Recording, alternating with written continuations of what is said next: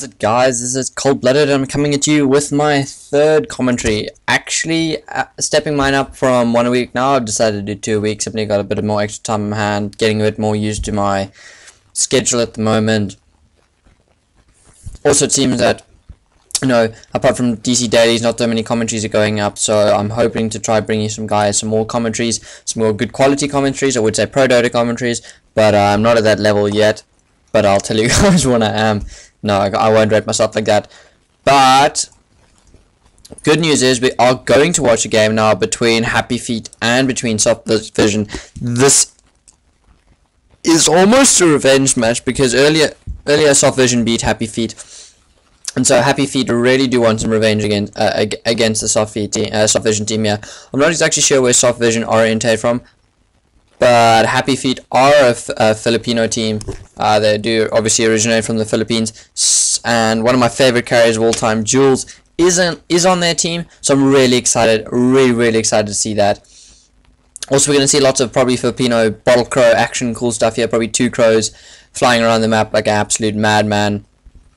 Really just using bottles to their fullest potential, and I really like that idea. It requires some insane micro, some really good map awareness to be able to control that, protect your crow. But if you can pull it off successfully, basically having a free fountain, just a crow traveling back and forth between your lanes, basically like a free fountain for you, and that makes a huge difference in terms of the damage and survivability you can really lay down as a team. So that being said, I'm going to jump straight into some picks and bans over here. We have Batrider and Tinker being banned, both very strong by HappyFeet here, both very strong solo mid heroes, both high nuking power in the early game. DPS output on Batrider is extremely insane, and both very good ganging heroes, so they're clearly trying to stop that. Also Potom being banned, also very good carry hero. Yeah, I can lay down some early effective nukes in the game, but a very good farm and a very good carrier as well.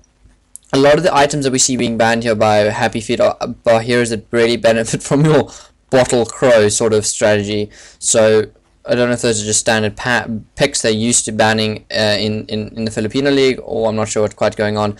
But otherwise than that, like I said, very good nuking early game ganging heroes. So those are very strong bans. Bans by SoftVision going off here.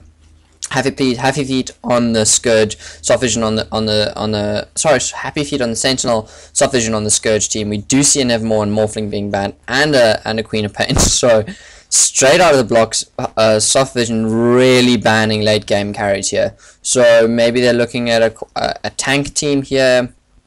Maybe no Doomering being banned so far, so maybe a Doomering will be picked up. But also looking at maybe quite a tank team here. Early to mid game team. Try to get some mid game dominance here without the threat of having these heroes to carry the game. SoftVision can really try and push in the mid game without worrying too much about having a late game carry coming back and pawning them in the face. So that's probably why they're banning them over here. Queen of Pain also really does benefit from a bottle crow strat, and is super effective on these Filipino teams. I think the last game we saw Queen of Pain being played by Jules, or one of the games I watched Queen of Pain being played by Jules, was just an insane rampage streak, just absolute monster play, using that bottle to the fullest of effect, using that Scream of Pain to farm. Really got up Agastick Lincolns at like 30 minutes or even less, like 25 minutes probably. So probably fearing that a bit from SoftVision. So I like the picks and bans from each of these teams here. Definitely SoftVision more orientated towards a carry lineup rather than, and we see HappyFeet more worried about a ganging lineup. So maybe that indicative of how their lanes are going to go. So, and we do see the Doombringer being picked up here. So let's just quickly go through the picks and bans here. SoftVision obviously banning, getting the first pick, and obviously the first ban, therefore picks up the Vengeful Spirit and the Sven and the Doombringer. Vengeful Spirit and Sven and Doombringer might be a tri-lane. I'll talk to you about the role why I don't like Doombringer at the moment, but basically the reason I don't like Doombringer is I have not ever seen an entirely successful Doombringer, and I don't think the fact that people putting him solo mid just to get him early levels is actually a good enough reason to solo him mid, because even if he does get farm, and he does farm really well, he doesn't actually do that much with farm, because compared to late game Morphling with a Lincoln Sphere, the Doom just doesn't do anything to him, and or with a BKB, and Doombringer really becomes useless in that sense against the carry, which is often why you pick him as a solo mid hero. So Doombringer in a tri lane, maybe going to put him in a tri lane, and the way I hope to see him being played is putting Doombringer in a tri lane with his Sven and the Vengeful Spirit, just with both with stuns here. Probably what I think you should do is just let this Doombringer get levels, because Doombringer with levels is really effective anyway. He doesn't need that much farm, because he gets farm quite easily anyway with that bonus gold, so he gets enough farm for like an urn, treads, braces. It makes him quite tanky anyway, and simply with just levels, his level death, scorched earth, you know, his creep stats, and with his doom, he makes him a very effective, not supporting hero, but in that role a very effective sort of team hero. Also, the fact that you're picking a Sven here means you can allow the Sven in that lane to farm, and can get early kills with a tri lane like that. So hopefully I'm going to be seeing a Sven farming in the lane, because I don't think a support Sven is really good at all in any instance whatsoever. That being said, those picks have been analysed. Looking at Happy Feet here, we see a Crystal Maiden Earthshaker picking up really good roaming combination here, as well as a Dragon Knight, who we may see solo mid and just spamming Fire Breath with the assists of this Crystal Maiden. Obviously, Dragon Knight has an innate spell which gives him bonus regen, bonus armor, so that makes him super good tank in the early game. And if he uses his crow, you know, that crow bottle flying madness thing, he'll really able to farm up well with his Fire Breath, and if he picks an early level of stun, also makes him an effective disabler and gives him some good protection in his lane.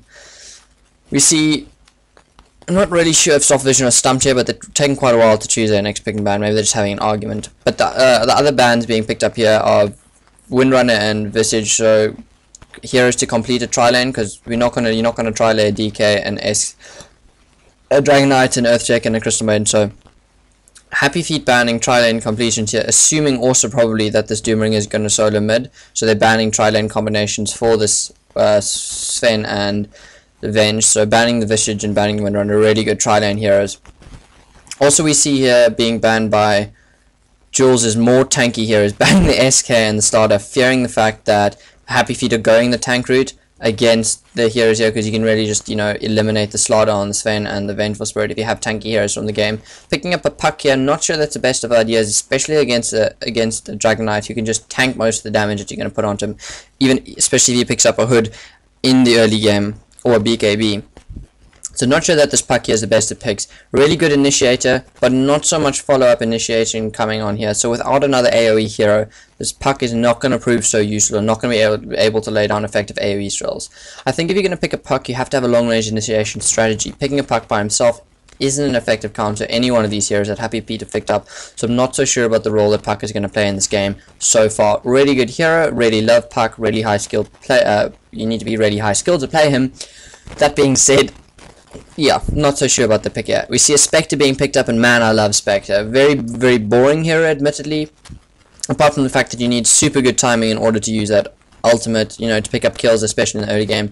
If you know how to play Spectre, you need to know how to steal kills effectively. That's what Spectre's there to do, is to steal kills. Even if it means you dagger someone for the last hit, like you steal kills, because as soon as you get that Radiance up, you really just dominate everything on the map, farm up like an absolute machine, and just get so tank and so unstoppable that no one can touch you. This Dragon Knight might very well also become an Assault Cuirass, simply going the tank route. Maybe he'd be going the DPS, DK, but seeing as the fact that we have a Spectre on the team already, he's probably not going to pick up Radiance, so he'll probably pick up an Assault Cuirass and a BKB in this game just to make him a tank. But he also will lay down a lot of effective DPS with a BKB and an Assault Cuirass anyway, especially when he hits level 16 and that Frost Dragon, which, if you've ever been a Frost Dragon, is just the most annoying thing in the game, because you can't move. It just right clicks you to death with so much attack speed. You just get stuck in one place and die hopelessly. But yeah, DK and Spectre not one of my favorite heroes, but really nice. If you guys watched that MYM game that Lumi casted a while ago, actually not a while ago, but a few weeks ago, MYM coming back with the carry Spectre, you can realize the effectiveness, or how good this hero actually is. So, and you can also really solo a lane nicely, because he's got some early survivability. So he's probably going to solo a lane, maybe solo bottom for Happy Feet at the moment here. Mid solo on this Earthshaker, and someone else to solo top, and then we're just going to see a roaming CM Earthshaker, which will be really nice to see. So I'm looking forward to that. Last hero picked up here by SoftVision is this Necrolite. Yeah, it's a really good counter to this Dragon Knight. but I'm not so sure how it fits into this team. Like I said, they are picking a very mid-game lineup. This Doomringer loses its effectiveness late game. Puck loses its effectiveness late game. Necrolite as well. Yes, you can have a carry Necrolite, but not so sure about the role of him in this game. It will help their team tank enormously. Let me just turn on my health bar so you guys can actually know what's going on instead of just me. It does lose its effectiveness late game, so yeah, they don't really have a carry anywhere in this carry Necrolite, so unless you're going to put on some push strat, maybe get some DPS, I don't know what's going on here. It's not even the most effective team unless you have Sven Rack with his ulti, so I'm not really sure about what the team play here or game strategy is from